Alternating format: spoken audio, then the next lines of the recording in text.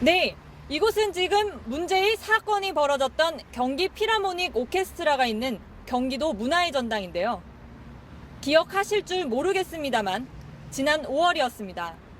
청와대 윤창중 대변인의 성추행 사건 광풍이 휘몰아쳤는데 이 와중에 덩달아 성희롱 가해자로 몰려서 음악계를 떠났던 경기 필하모닉 오케스트라의 전 지휘자 구자범 씨 때문에 이곳에 내려와 있습니다.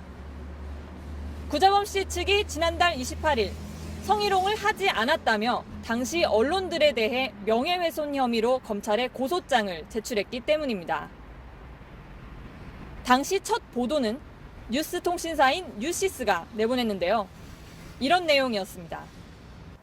경기 필하모닉 오케스트라 상임지휘자로 있는 구자범 씨가 남녀 단원들과 함께 점심 식사를 하던 중에 한 여성 단원에게 성희롱 발언을 했다.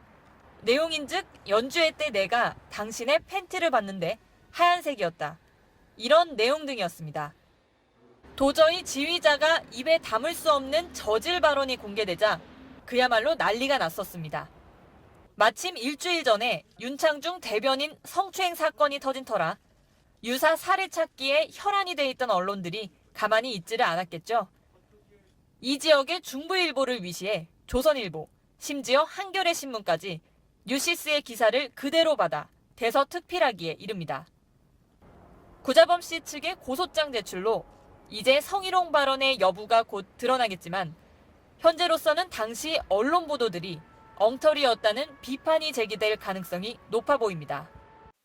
고소장을 입수해 읽어보니까 연주회 때 여성 단원들이 모두 바지를 입기 때문에 속옷 운운하는 이야기는 애초에 있을 수가 없다고 돼 있었는데요.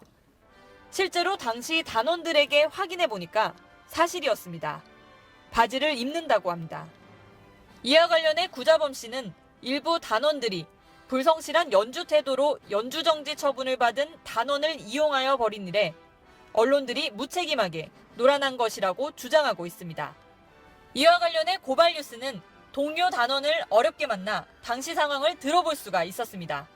이게 무슨 희롱하려고 그런 게 아니고 서로 주고받는 대화였고 또한 같이 대화에 적극적으로 동참해서 제가 옆에서 저는 이렇게 구경하고 두 분이 얘기를 많이 나눴어요. 그러니까 그냥 그렇게 즐겁게 대화하고 좀 있다가 이렇게 나왔다고 하는데 왜 그런 일이 생겨서 저는 이해가 안 가는 거죠. 네. 언론 보도된 거랑 좀 다르네요. 많이 달라요. 그러니까 내가 네 속 뭔지 봤다 놀리면서 이렇게 얘기한 게 아니에요. 경기도 문화의 전당 측의 입장을 듣기 위해 찾아가 보았지만 개인적 문제라며 답변을 회피했습니다. 네. 지금 구호를 언론사 상대로 했거든요. 그거는 뭐 저희 전당 측 입장은 없나요? 뭐 개인적인 저거죠 지금.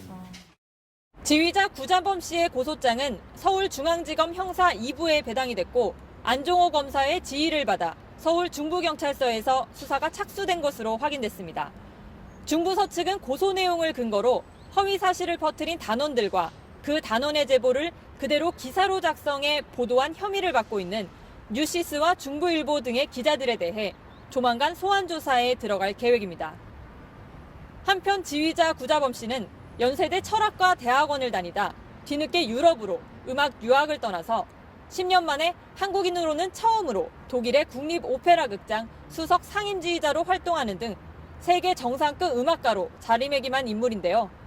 귀국과 동시에 국내 언론들에 의해 천재 음악가로 소개돼 왔으나 이번 성희롱 파문으로 음악계에서 쫓겨나 그동안 지방에서 은둔해 온 것으로 알려졌습니다. 지금까지 고발 리포트 나윤입니다.